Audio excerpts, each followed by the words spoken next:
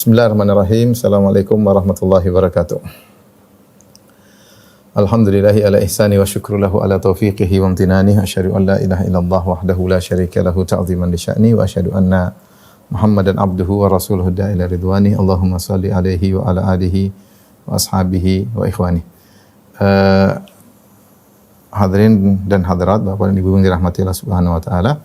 Pada kesempatan bahagia ini kita akan bahas tentang topik yang tentunya penting bagi kita semua, tentang pembuka dan penutup rezeki. Tidak kita ragukan bahwasanya dalam kehidupan dunia ini kita membutuhkan yang namanya rezeki, dan merupakan sifat manusiawi adalah suka dengan rezeki. Allah Subhanahu wa taala telah menyebutkan dalam Al-Qur'an, wa tuhibbunal mala hubban jamma, dan kalian mencintai harta dengan kecintaan yang tinggi, ya. Sifat manusia seperti itu, ya. Allah juga berfirman, wa innahu lihubbil khairi lasyadid. Sungguhnya manusia itu benar-benar suka dengan al-khair. Khair di sini maksudnya adalah harta. Manusia benar-benar menyukai harta. Dan kemiskinan adalah perkara yang tidak disenangi. Oleh karenanya di antara doa Nabi sallallahu alaihi wasallam, beliau berdoa, Allahumma inna a'udzubika min fitnatil faqr wa min fitnatil ghina. Ya Allah, aku berlindung kepada Engkau dari fitnah kemiskinan dan juga berlindung dari fitnah kekayaan, ya. Karena kefakiran adalah hal yang tidak disukai. Demikian juga Nabi sallallahu alaihi wasallam bersabda, Allahumma inna a'udzubika minal ju' fa innahu bi'sad dhaji'. Ya Allah, aku berlindung kepada Engkau dari kelaparan. Sungguhnya teman tidur yang terburuk adalah kelaparan, ya. Dan di antaranya juga Rasulullah SAW berdoa meminta rezeki setiap subuh. Kata Rasulullah SAW, Allahumma inna as'aluka ilman nafi'an wa rizqan tayyiban wa amalan mutaqabbala. Ya Allah, aku mohon kepada Engkau ilmu yang bermanfaat, rezeki yang baik, dan amal yang diterima. Demikian juga dalam salat kita selalu berdoa. Ketika duduk di antara dua sujud kita berdoa, warzuqni, ya Allah berikanlah rezeki kepadaku. Dan Allah menamakan dirinya di antara nama-namanya adalah Ar-Razzaq, Sang Maha Pemberi rezeki. Dari sini kita tahu bahwasanya mencari rezeki adalah hal yang dituntut dalam syariat, ya. Allah Subhanahu wa taala berfirman dalam Al-Qur'an, ya, fa idza qudiyatis salatu fantashiru fil ardi wabtaghu min fadlillah. Jika telah selesai salat Jumat, wahai para lelaki, fantashiru fil ardi, maka bertebarlah kalian di atas muka bumi, wabtaghu min fadlillah, dan carilah karunia Allah, itu cari rezeki. Silakan cari rezeki. Allah juga berfirman, huwallazi ja'ala lakumul arda dhalulan famshu fi manakibiha wa kulu min rizqihi wa ilaihin nusyur. Dan dialah Allah Subhanahu wa taala yang telah menundukkan bumi bagi kalian, famshu fi manakibiha, berjalanlah kalian di penjuru bumi, ya, wa kulu min rizqihi, dan makanlah rezeki yang Allah turunkan bagi kalian, wa ilaihin nusyur, akan tapi kepada Allah tempat kalian kembali. Dan para anbiya mereka juga bekerja, ya, seperti disebutkan Nabi sallallahu alaihi wasallam mengatakan, kana Yahya najjaran, adalah Nabi Yahya adalah najjar, yaitu tukang kayu, beliau bekerja. Demikian juga Nabi Daud alaihissalam dulu tukang besi, ya. Artinya mereka bekerja untuk mencari rezeki karena masing-masing punya kewajiban untuk memenuhi kebutuhan keluarga mereka. Demikian juga para sahabat, mereka juga bekerja di samping mereka menuntut ilmu, mereka juga bekerja di samping mereka berjuang di jalan Allah, mereka juga bekerja. Sampai disebut dalam hadis bagaimana Umar bin Khattab radhiyallahu taala anhu berganti-gantian dengan tetangganya untuk menuntut ilmu. Hari ini Umar yang menuntut ilmu, tetangganya mencari rezeki. Besok gantian, tetangganya yang menuntut ilmu, Umar bin Khattab yang mencari rezeki. Ini suatu hal yang fitrah yang setiap manusia mengetahuinya, bahwasanya rezeki memang hendaknya dicari. Dan kita tidak ragukan juga bahwasanya mudahnya rezeki adalah salah satu dari sebab kebahagiaan jika ditempatkan pada tempat yang pas, ya. Ya, orang kalau punya rezeki, ya mudah bagi dia untuk berbahagia. Dia mau umrah bisa, dia mau haji bisa, dia mau membelikan hadiah buat istrinya bisa, dia membelikan keinginan anak-anaknya bisa, tentunya jika dia bisa mengatur harta dengan baik. Makanya dalam hadis Rasulullah SAW mengatakan, arba'un minas sa'adah, 4 perkara yang merupakan sebab-sebab kebahagiaan. al-mar'atus salihah, yang pertama istri yang salihah, yang kedua al-baitul wasi', rumah yang luas, kemudian al-jarus salih, tetangga yang baik, wal markabul hani, dan tunggangan yang baik ya. Artinya Rasulullah SAW sebutkan di sini di antara sebab kebahagiaan di antaranya adalah al-baitul wasi', rumah yang luas ya. Punya rumah yang luas harus punya rezeki agar bisa membeli rumah yang baik, rumah yang besar. Kemudian al-markabul hani, tunggangan, kalau kita sekarang yang mobil, kendaraan yang nyaman. Nah, kalau ingin punya kendaraan nyaman tentu kita harus punya rezeki. Ini semua saya sampaikan di awal mukaddimah untuk menegaskan bahwasanya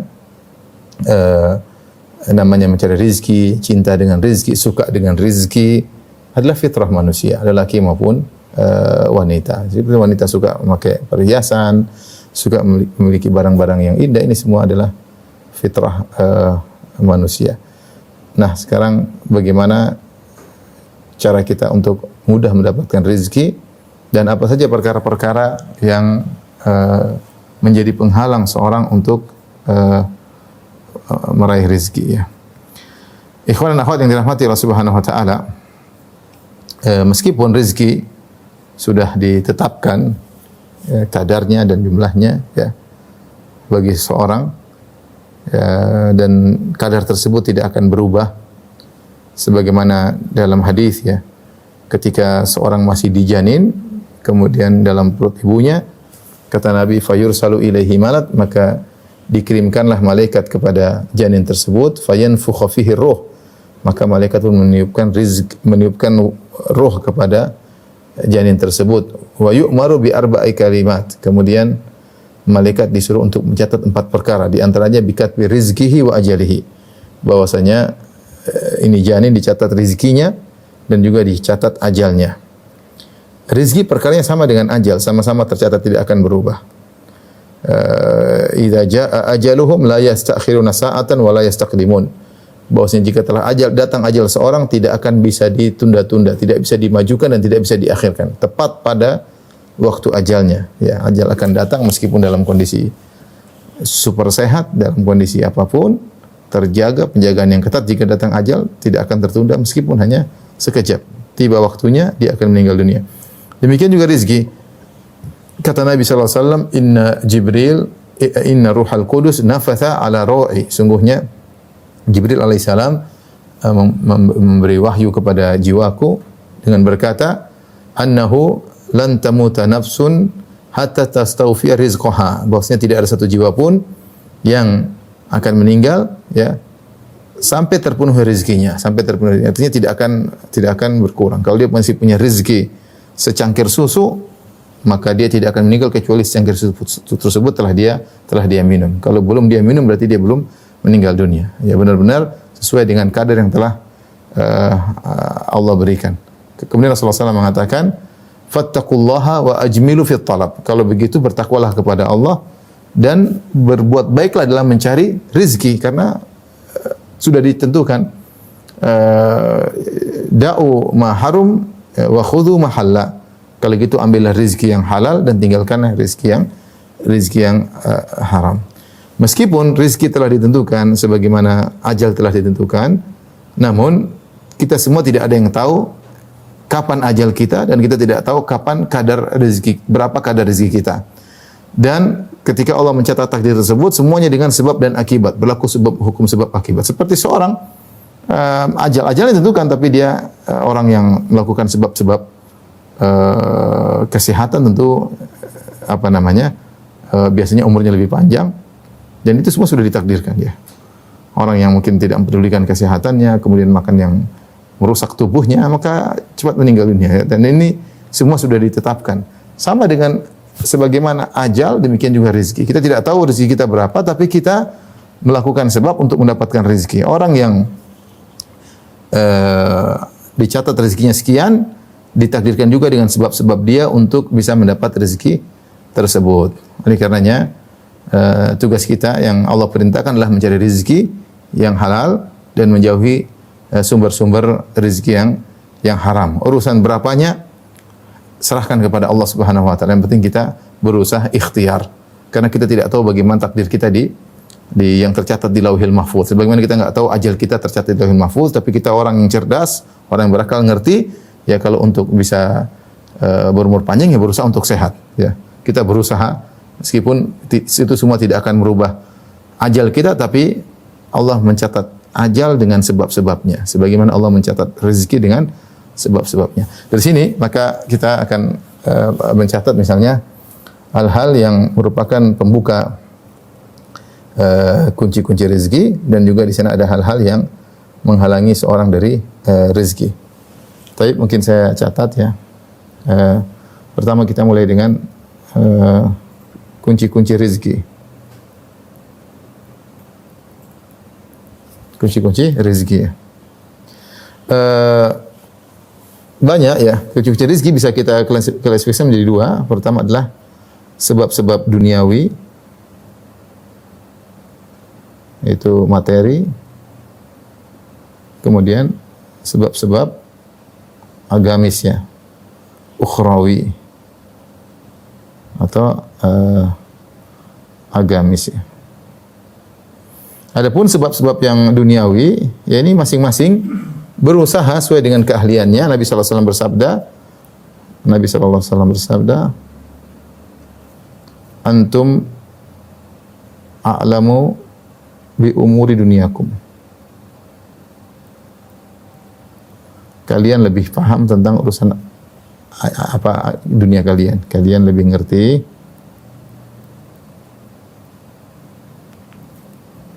urusan dunia kalian.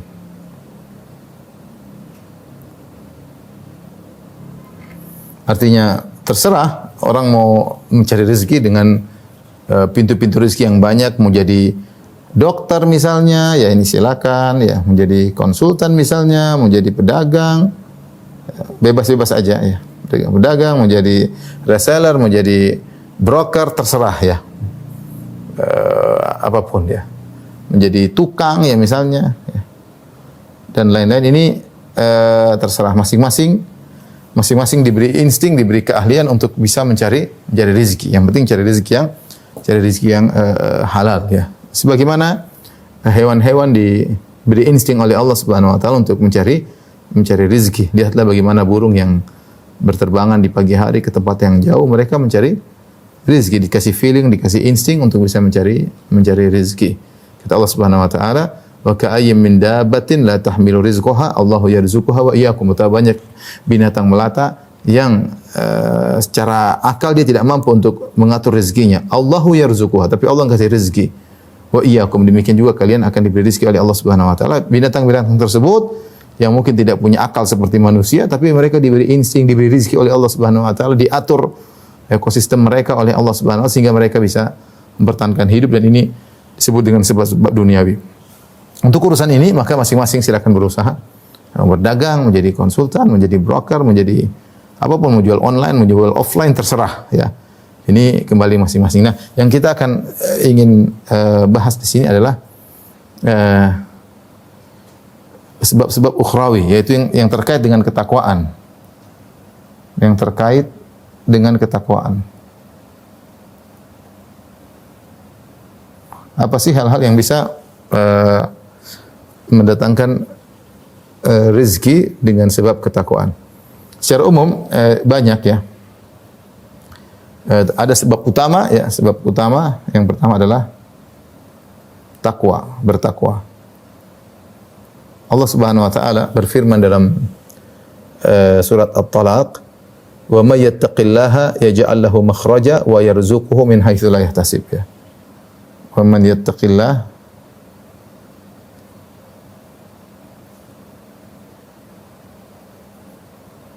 yaj'al lahu makhraja wa yarzuquhu min haitsu la yahtasib. Kata Allah Subhanahu wa taala, siapa yang bertakwa, Allah akan berikan solusi baginya. Wa yarzuquhu min haitsu la yahtasib. Allah beri rezeki dari arah yang tidak dia sangka-sangka. Allah beri rezeki dari arah yang tidak disangka-sangka, yang tidak diduga. Para ulama menjelaskan bahwasanya rezeki bisa datang dari dua arah. Pertama dari arah yang kita duga. Orang yang kita duga banyak, kita bekerja, kita duga awal bulan kita dapat gaji atau akhir bulan setiap tanggal 24 atau tanggal 25 kita dapat gaji. Ini kita sudah duga ya. Kita pergi masuk ke pameran atau kita jualan, kita duga setiap hari, biasanya setiap akhir bulan biasanya rezeki sekian. Namanya rezeki yang kita duga.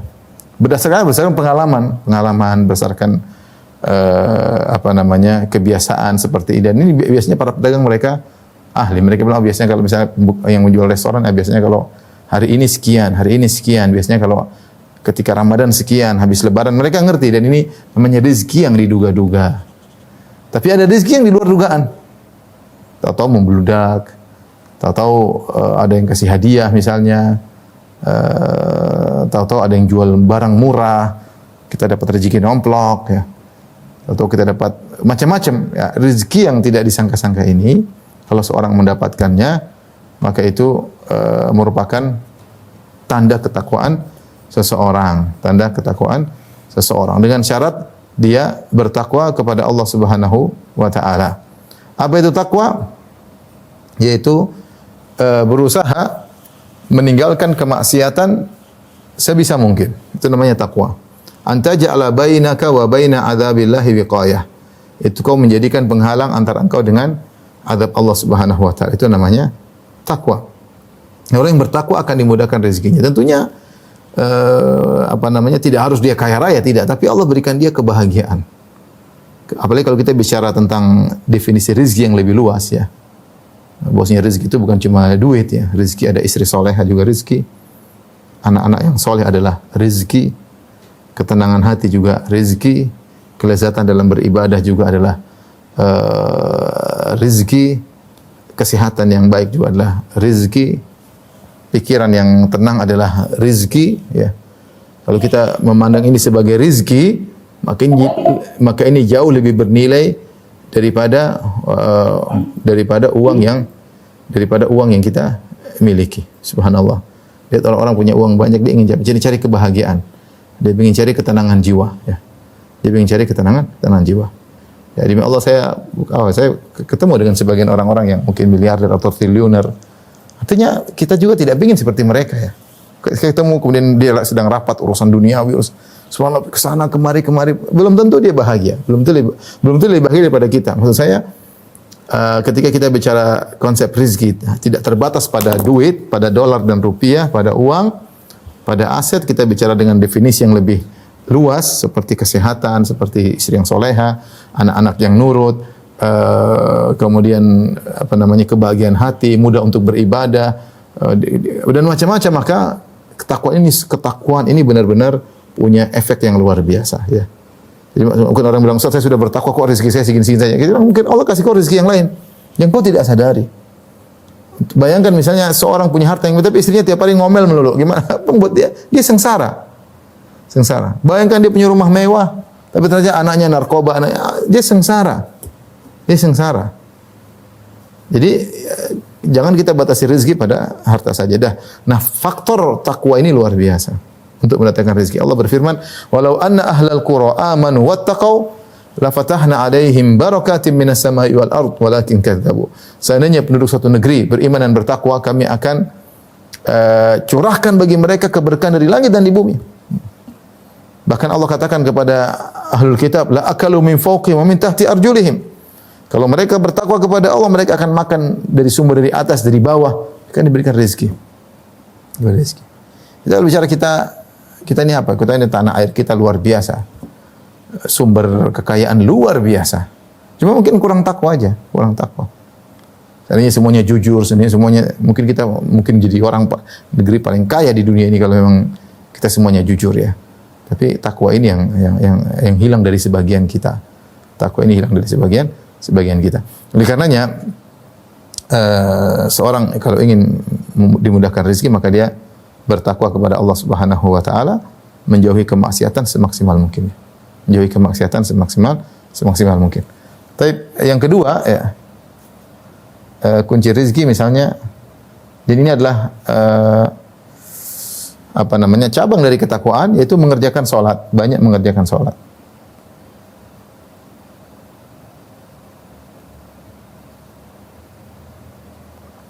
Dalam Al-Qur'an dalam surat Thaha 132 di akhir surat Thaha kata Allah Subhanahu 132 ya. Kata Allah Subhanahu wa taala, "Wa'mur ahlaka bis-shalati wastabir 'alaiha la nas'aluka rizqan nahnu narzuquk." Perintahkanlah keluargamu untuk salat. Wastabir 'alaiha dan bersabarlah untuk salat. La nas'aluka rizqan, kami tidak minta rezeki kepadamu. Nahnu narzuquk. Justru kami yang beri rezeki kepadamu, wal aqibatu littaqwa. Dan kesudahan yang baik bagi orang yang bertakwa.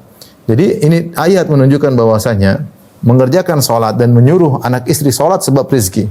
Banyak mengerjakan salat dan menyuruh keluarga salat. Ya, keluarga salat. Anak ditelepon gimana, sudah salat belum? Istri ditanya sudah salat belum?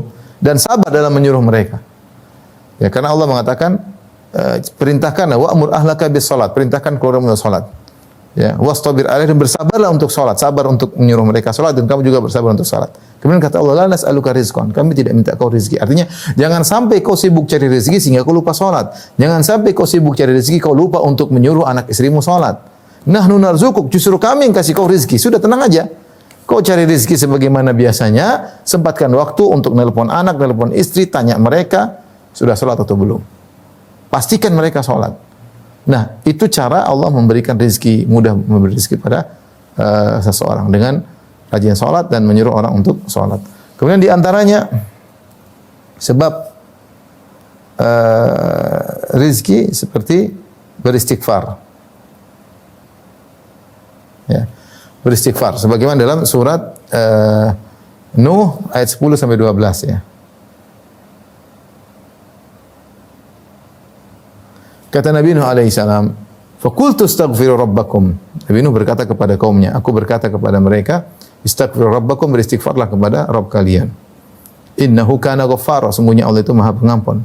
Kalau Allah sudah mengampuni kalian, yursilis samaa'a 'alaikum midrara, maka Allah akan turunkan hujan yang berkah, yang lebat, tapi hujan yang berkah.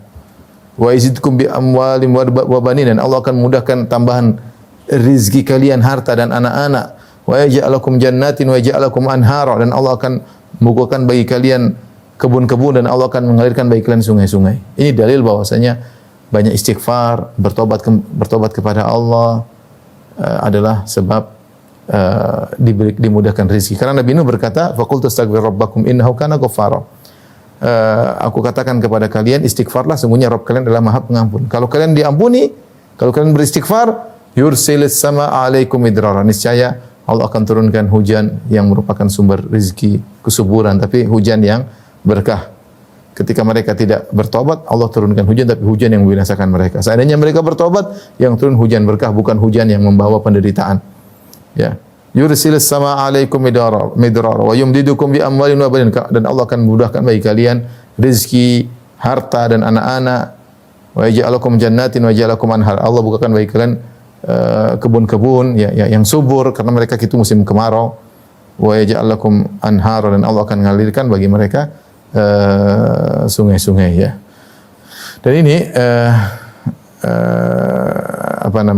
dalil bahwasanya banyak istighfar memudahkan seorang untuk mendapatkan rezeki. Kalau kita rezeki lagi seret, susah, kita istighfar aja. Astagfirullah, astagfirullah, astagfirullah, karena tidak ada suatu musibah yang menimpa kita kecuali akibat dosa-dosa yang kita lakukan.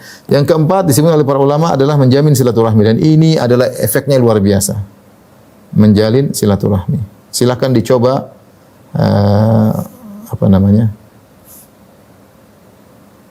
para hadirin dan hadirat ya. Rasulullah SAW mengatakan, man ahabba an yubsata lahu fi rizqi wa yunsa'a fi athari falyasil rahimah. Siapa yang ingin dilapangkan rezekinya, dipanjangkan umurnya, maka sambunglah silaturahmi. Ini efeknya luar biasa. Tidak akan kita dapati seorang yang dia benar-benar suka menyambung silaturahmi. Dia sisihkan hartanya untuk ayah ibunya, dia sisihkan hartanya untuk kakak adiknya, dia bagi-bagi hartanya untuk ponakan-ponakannya, ya. Dia bagi hartanya untuk bibi, untuk tante-tantenya. Insyaallah Allah mudahkan rezekinya dari arah yang tidak dia sangka-sangka. Ini efek luar biasa. Saya kenal banyak orang yang mereka kuat dalam silaturahmi, dimudahkan rezekinya oleh Allah Subhanahu wa taala. Kalau pintar biasa-biasa saja, tidak terlalu pintar. Ya. Pengalaman juga biasa-biasa, tapi dimudahkan rezekinya. Kenapa? Suka menyambung silaturahmi. Suka menyambung silaturahmi. Dan ini kita benar-benar Karena menyembelih setan itu dapat pahala. Pahalanya luar biasa dan Allah berikan bukan cuma pahala di akhirat, Allah berikan juga balasan di dunia dengan dimudahkan rezeki.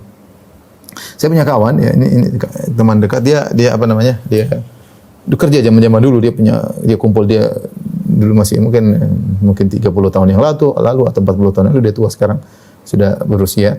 Dia kumpulin gaji dia bertahun-tahun sehingga gaji dia 15 juta. Setelah bertahun-tahun dia punya tabungan 15 juta. Zaman itu.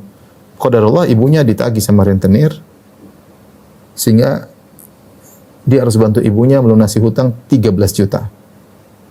Maka dia pun uang yang sudah dia kumpulkan dia rencana untuk membuka usaha baru. 15 juta dulu banyak ya. Dia ingin buka usaha baru ya. Qadarullah ibunya terlilit utang maka dia ingin bantu ibunya. Dia bayar 13 juta.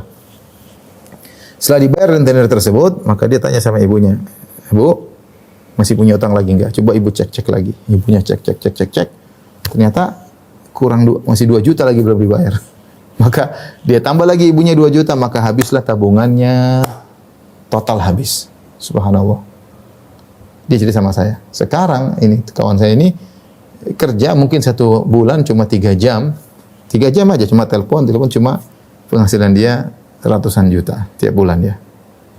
Artinya subhanallah dengan sedikit berkorban Allah mudahkan bukakan pintu rezeki dan itu pintu rezeki yang berkesinambungan.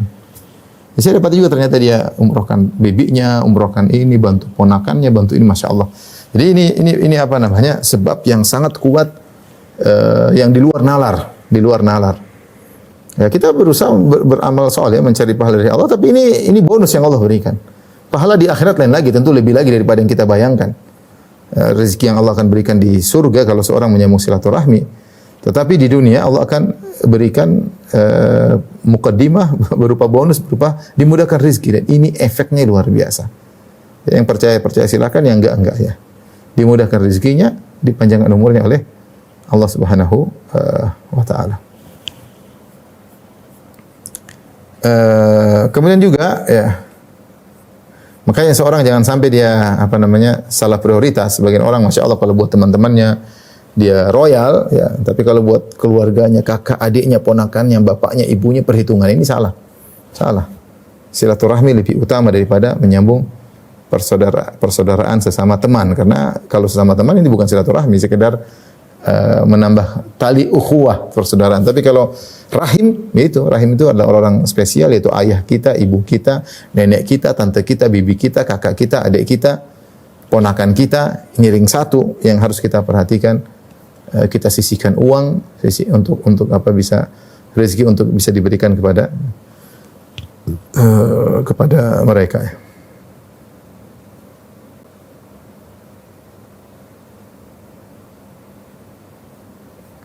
Kemudian di antara sebab rezeki adalah bertawakal. Baik, kita di sini. Kuat tawakal. Nabi SAW bersabda, "Lau annakum tatawakkaluna 'ala Allahi haqqa tawakkulih, la razaqakum kama yarzuqut tayr. Taghdu khimasan wa taruhu bitana." Seandainya kalian bertawakal kepada Allah dengan bertawakal yang sungguhnya, ya, maka Allah akan berikan kalian rezeki sebagaimana Allah berikan rezeki kepada burung.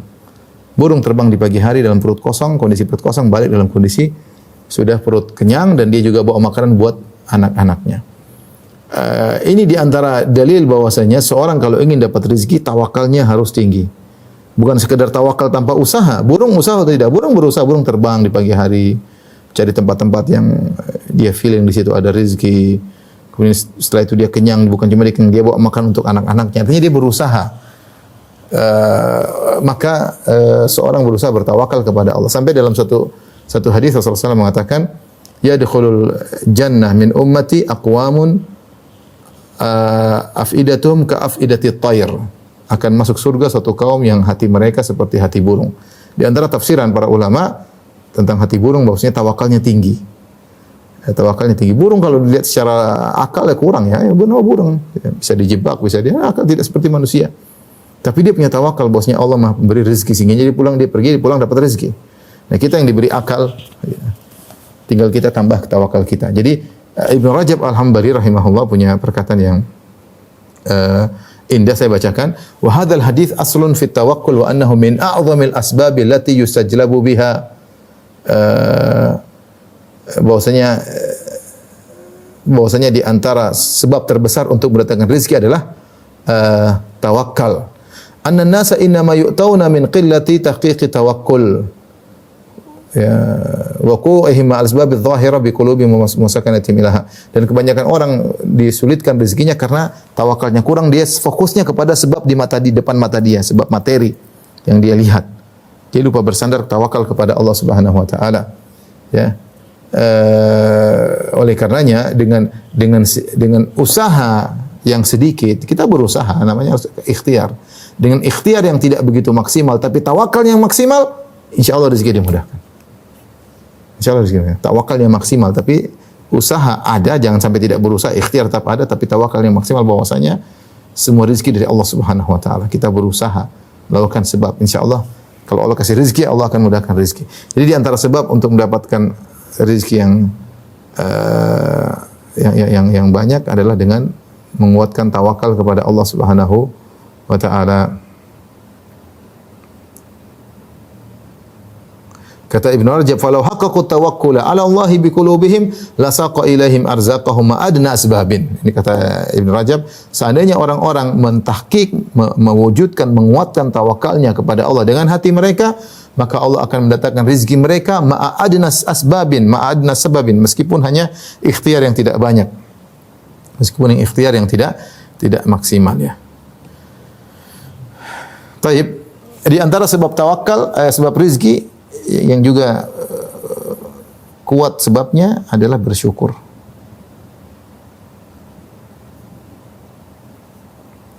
Bersyukur ini sebenarnya ada beberapa hal, di antaranya masalah hati, itu kita merasa alhamdulillah. Kita muji Allah, alhamdulillah. Dan Allah telah mengatakan, wa idz ta'adzana rabbukum la in syakartum la azidannakum.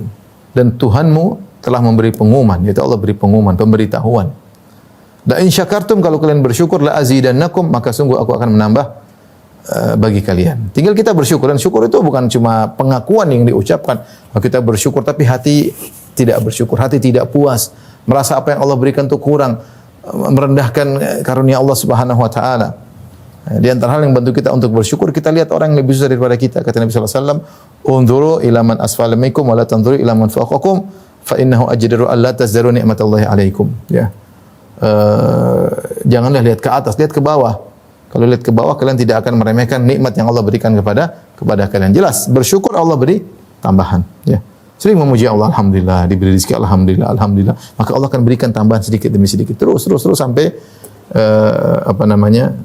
kita mendapatkan rezeki yang berkah, yang memang pas bagi kita untuk menjaga ketakwaan kita. Allah mungkin tidak beri rezeki banyak-banyak, khawatir kalau banyak seorang lupa diri. Tapi di antara pintu rezeki adalah bersyukur. Bersyukur kepada Allah. Ajarkan istri kita untuk pandai bersyukur. Ya. Ajarkan anak-anak kita untuk pandai bersyukur. Di kita pun harus banyak bersyukur. Di antaranya haji dan umrah.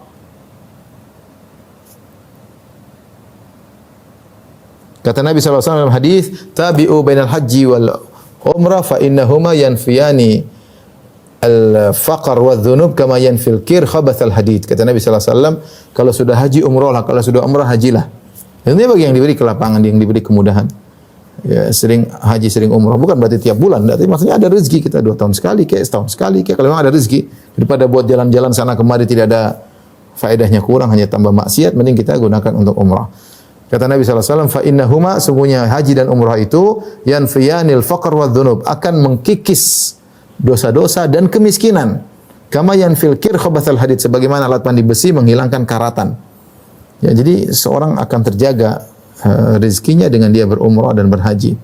Karena haji dan umrah menjaga dia jangan sampai terkena kefakiran, sebagaimana Nabi SAW sebutkan. Oleh para sahabat dahulu, mereka selalu haji karena dulu mudah untuk bisa berhaji. Mereka juga selalu semangat untuk umrah. Kemudian di antara yang lain juga, yang ketujuh adalah sedekah. Kata Nabi SAW, "Mana qasat sadaqatun min mal." Sedekah tidak akan mengurangi harta. Ini juga butuh keimanan. Kata Nabi, ma naqasat shadaqah min sedekah tidak akan mengurangi harta. Artinya kalau kita punya uang 1 juta, kita sedekahkan 100 ribu, nominalnya tentu berubah jadi 900 ribu. Tapi Nabi bilang tidak akan mengurangi. Artinya jangan kuliah 900 ribunya, dia akan kembali lagi atau lebih. Nanti sudah lihat orang yang rajin sedekah pasti rezekinya dimudahkan. Yang penting dia sedekah dengan benar, dengan tulus, dengan ikhlas ya. Bahkan yang menakjubkan ya, saya punya teman-teman yang juga punya teman-teman non muslim, mereka juga meyakini akan hal ini ya. Karena hukum alam yang berlaku ya. Allah sudah buat hukum alam seperti itu. Tapi ada misalnya saya teman kerja dengan orang kafir, orang non muslim, dia bilang, ini ambil duit kasih anak yatim di sekolah, ini buat musolamu, ini buat masjidmu. Subhanallah. Kenapa dia meyakini rezeki dia terjaga dengan hal seperti itu? Banyak bersedekah. Ya. Banyak bersedekah, ya. Jadi ini adalah sebab yang sangat luar biasa. Nabi mengatakan, "Ma naqasat shadaqatun min mal." Sedekah tidak akan mengurangi harta. Yang bilang Nabi, banyak kamu yang 1 juta, kamu sedekahkan 900 ribu, akan kembali jadi 1 juta atau bahkan lebih. Bagaimana caranya? Itu urusan Tuhan. Bukan urusan kami, di luar nalar kamu. Pokoknya itu urusan Tuhan. Di luar urusan, di luar kemampuanmu, di luar nalar kamu. Tinggal kita yang penting mau bersedekah atau tidak, karena sedekah tidak mengurangi pahala, tidak mengurangi rezeki, bahkan menambah rezeki. Dan Allah telah berkata, "Ya bani Adam, anfiq unfiq alaik." Wahai anak Adam, berinfaklah, aku akan berinfak padamu. Wa ma anfaqtum min khairin fahuwa yukhlifuh wa huwa khairur raziqin. Apapun yang kalian keluarkan maka akan diganti. Dan Allah sebaik-baik pengganti dan dia sebaik-baik pemberi rezeki. Allah akan ganti. Allah sudah janji. Ma anfaqtum min syai'in fahuwa yukhlifuh wa ma anfaqtum min syai'in fahuwa yukhlifuh wa huwa khairur raziqin dalam surat Saba ayat 39. Jadi sedekah ini luar biasa. Lihatlah Abdurrahman bin Auf. Semakin dia bersedekah semakin banyak hartanya. Tidak bisa habis, bersedekah tambah banyak, bersedekah tambah banyak. Karena sedekah itu menambah rezeki. Lihat Abu Bakar radhiyallahu anhu menyedekahkan seluruh hartanya. Apa jadi miskin? Tidak, dia kaya lagi. Dia sedekah lagi seluruh hartanya. Apa jadi miskin? Tidak, dia kaya lagi. Ya, luar biasa.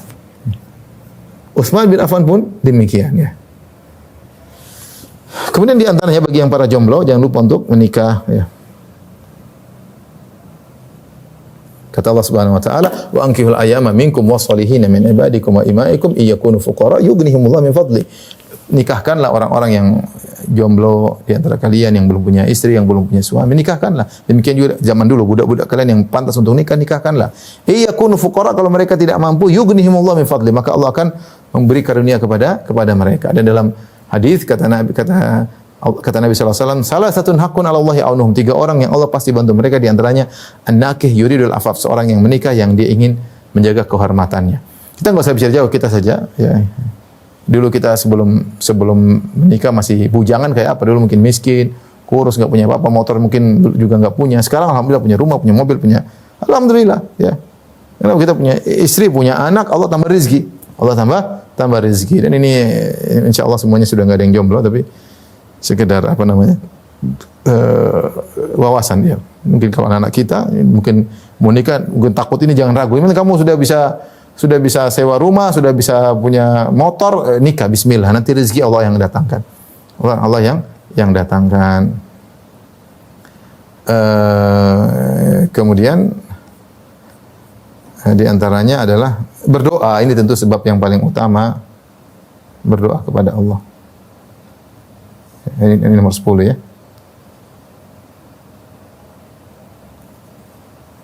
5, 6, 7, 8, 9, 10. Bahkan dia adalah sebab yang utama. Kata Imam Syafi'i rahimahullahu taala, "Atahza bid-du'ai wa tasdarihi wa ma tadri bima sana'ad du'a'u." Apakah engkau meremehkan doa dan menganggap dia remeh, menggampangkan doa? Kau tidak tahu apa yang bisa dilakukan oleh keajaiban yang dilakukan oleh doa. Maka seorang berdoa kepada Allah Subhanahu wa taala, bangun di tengah malam, kemudian salat malam, mengadakan kedua tangannya, mengatakan ya Razzaq, wahai pemberi rezeki, beri rezeki padaku, rezeki yang halal, rezeki yang berkah, minta kepada Allah Subhanahu wa taala. Taib ini rekan-rekan sekalian, kunci-kunci rezeki. Sekarang kita akan bahas tentang penutup-penutup rezeki. Tentunya sederhana, di balik 10 ini kalau kita kebalikannya berarti penutup rezeki. Sederhananya. Kalau tidak bertakwa, menutup rezeki. Kalau tidak salat, mengurangi rezeki. Kalau tidak beristighfar juga mengurangi rezeki. Tidak nyambung silaturahmi, suka silaturahmi juga mengurangi rezeki. Tidak bertawakal mengurangi rezeki. Tidak bersyukur menghalangi tambahnya rezeki. Sudah punya uang tidak mau haji, tidak punya umrah menjadikan kurang rezeki. Malas pelit bersedekah maka juga menghalangi rezeki. Tidak mau menikah juga tidak mendatangkan rezeki. Malas berdoa juga tidak mendatangkan rezeki. Secara sederhana 10 ini kebalikannya adalah penghalang rezeki. Tapi kita ingin sedikit berikan perincian. David?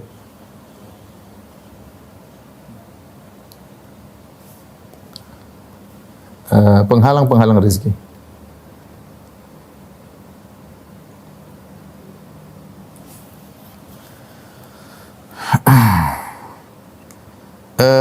Di antaranya ya melakukan maksiat.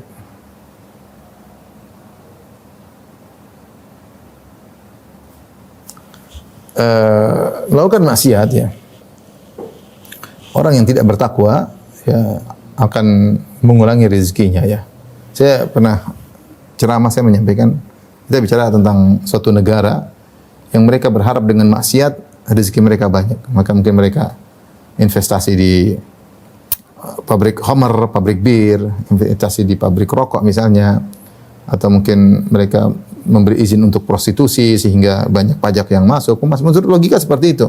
Logika sederhana, dengan diizinkan ini semua pemasukan banyak bagi negara. Tapi apa yang terjadi nanti kemudian? Ya. Lihat, tanya dokter berapa biaya yang dikeluarkan oleh negara untuk urusan orang yang sakit paru-paru gara-gara merokok? Banyak. Betapa banyak kerusakan kriminal, kerusakan remaja yang akan ditanggung oleh negara yang membuat ekonomi dengan orang-orang yang tukang mabuk banyak. Ya. Betapa banyak hasil judi, hasil prostitusi, lihat yang bahkan tatanan negara rusak, bahkan tatanan pihak yang berwajib pun jadi rusak gara-gara itu. Yang ini merugikan negara kerugian yang sangat banyak. Ya. Jadi maksiat itu sepertinya seakan-akan menambah rezeki, tapi sebenarnya itu akan menghilangkan, merusak rezeki yang akhirnya negara membutuhkan untuk mengeluarkan biaya yang banyak untuk mengadakan rehabilitasi, perbaikan dan yang lainnya. Ya. Menyangka dengan narkoba ya duit banyak ya. Menjual narkoba lah atau inilah, dapat sogokan dari bandar narkoba lah, itu merusak ya. Seorang kalau dia bermaksiat kepada Allah, dia dihalangi oleh rezekinya. Kalaupun rezekinya tidak terhalangi, rezekinya tetap, keberkahnya dicabut. Keberkahnya dicabut. Ini jadi problem ya. Jadi melakukan maksiat ini dua kemungkinan. Rezeki terhalangi atau keberkahan dicabut. Rasulullah SAW mengatakan tentang orang jual beli, kata Rasulullah SAW yang dengan cara yang dusta, al-haliful kadhib manfaqatun lirrizq wa mamhaqatun lil barakah. Yang maknanya sumpah dusta itu, kata Nabi SAW, sumpah dusta melariskan dagangan, benar dapat rezeki, tapi penghilang berkah. Tapi penghilang berkah. Kita terpedaya dengan jumlah nominal yang banyak, tapi nggak ada berkahnya. Bahagia nggak ada, istri selingkuh, suami selingkuh, anak-anak narkoba. Oleh karenanya seorang ketika terhalangi rezeki bisa jadi karena dosa. Dalam satu hadis riwayat Ahmad, tapi diperselisihkan ulama tentang kesahihannya, kata Rasulullah SAW, Inna rajula la yuhramu rizq min adz-dzambi yusibuhu. Seorang benar-benar terhalangi dari rezeki akibat maksiat yang dia lakukan ya. Ini yang pertama, maksiat menghalangi rezeki atau menghilangkan keberkahan. Jangan terpedaya dengan nominal yang banyak, aset yang banyak. Kalau tidak ada keberkahan sama saja rezeki tersebut malah menipu, malah menyiksa karena keberkahannya tidak ada. Kata Nabi sallallahu alaihi wasallam dalam hadis, wa in kadzaba wa katama muhiqat barakatu bai'ih. Kalau mereka berdua pelaku akad transaksi ternyata menyembunyikan aib barang, berdosa, maka akan dicabut keberkahannya. Yang kedua, diantaranya penghalang rezeki adalah pelit. Ya. Pelit gara-gara takut miskin. Ini adalah bisikan syaitan. Asy-syaitanu ya'idukumul faqra wa ya'murukum bil fahsya. Wallahu ya'idukum maghfiratan minhu wa fadla. Kata Allah Subhanahu wa taala mencela orang yang pelit, syaitan menakut-nakuti seorang untuk bersedekah, Ya karena takut nanti kamu miskin, nanti anak-anak nggak bisa biaya anak-anak masih karena butuh duit banyak harus gitu terus dibisik sehingga dia takut dengan masa depan anaknya, takut dengan akhirnya dia nabung nggak pernah sedekah. Bahkan tidak pernah bantu ibunya, tidak pernah bantu bapaknya, tidak teman-temannya, tidak pernah bantu saudaranya. Pelit ya. Orang yang pelit itu terhalang rezeki darinya. Makanya kata Allah, wallahu ya'idukum maghfiratan minhu wa fadla. Orang yang bersedekah Allah berikan ampunan, Allah berikan karunia, tambahan bagi orang yang bersedekah. Dalam hadis juga Rasulullah SAW menyebutkan bahwasanya tidaklah di pagi hari ya illa wa malakani yanzilan, kecuali dua malaikat yang turun ya. Yang satu berdoa, Allahumma ati munfiqan khalafan. Malaikat satu berdoa, ya Allah berikanlah orang yang bersedekah gantinya, ya tambah rezekinya. Wa ati munfiqan wa ati mumsikan talafan. Dan ya Allah berikanlah kerusakan bagi orang yang pelit. Doanya malaikat ya. Makanya orang yang pelit menghalangi dia dari tambahan rezeki. Kalau tidak tadi berkahnya menjadi hilang ya. Di antara juga misalnya tidak mau bayar zakat. Tidak mau atau menunda-nunda bayar zakat.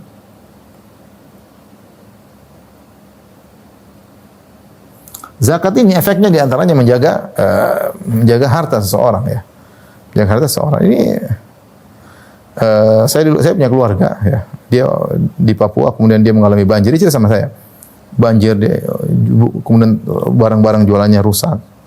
Tapi ketika itu ada zakat yang harus dia bayarkan. Maka dia yakin dia bayar zakat. Ya. Kemudian dia ibadah. Alhamdulillah sekarang dimudahkan oleh Allah Subhanahu wa taala. Saya juga pernah mendengar ceramah di Idaatul Quran, itu radio Quran di Arab Saudi, tentang waktu itu ada musibah di Arab Saudi, yaitu banyak petir yang menghantam sebagian ternak-ternak sehingga banyak ternak yang mati. Akhirnya pemerintah memberikan bantuan kepada orang-orang yang mengalami musibah di satu tempat. Akhirnya orang lapor, saya kehilangan hewan sekian, banyak yang mati sekian. Maka ada seorang yang melaporkan dia banyak hewannya yang mati, dilaporkan kepada hakim. Hakim tersebut kemudian bertanya kepada dia, jangan-jangan engkau tidak bayar zakat sampai kau ditimpa dengan musibah seperti ini. Akhirnya orang tersebut pun tertunduk ya. Seorang kalau tidak bayar zakat dia terpedaya, bisa jadi suatu saat akan dihancurkan ekonominya ketika mungkin di puncak-puncaknya. Oleh karenanya seorang jangan lupa untuk bayar zakat. Dengan bayar zakat Allah akan berikan tambahan harta ya.